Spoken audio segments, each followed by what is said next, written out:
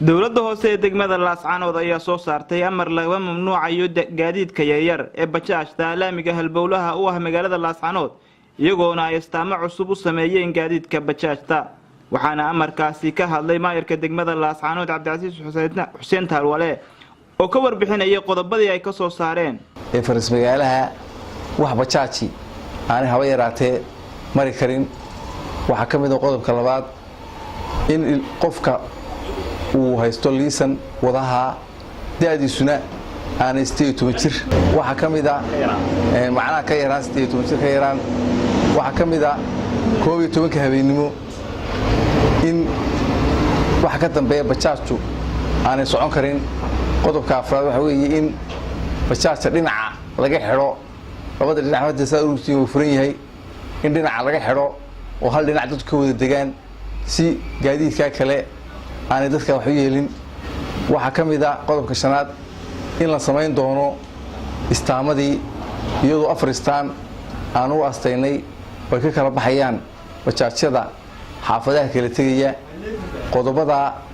baa la soo saaray waxa kale oo kamid ah qodobka kale in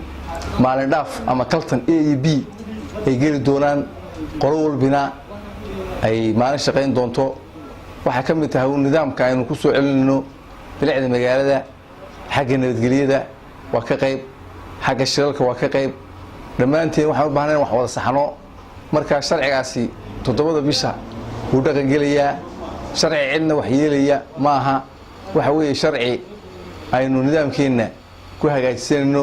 dadweynaha reer Laascaanoodna kulli way aqbalayaan oo waa dad nooha jecel nidaamka marka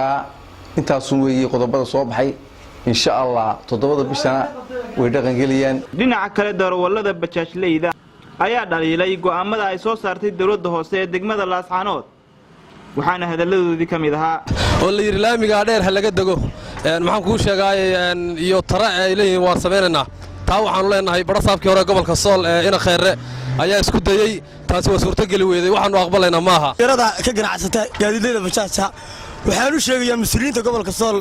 go'aanadan ay iska soo daba saarayaan ay leeyihiin bajaajta ama taksiga u adeega gobolka Sool waxaan ka roganaa lambar 1 horta taa ma yeelano tan kale ay leeyihiin waxaan u sameynaa tare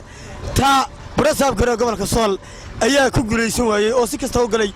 tarahana ay u suurto gali weeday waxaan ka hadlaynaa aan ka cabanaynaa dawladda hoose annagoo bixina cashuurta dawladda hoose iyo tamaaliyadda waxay nagu soo rogeen inay dhahaan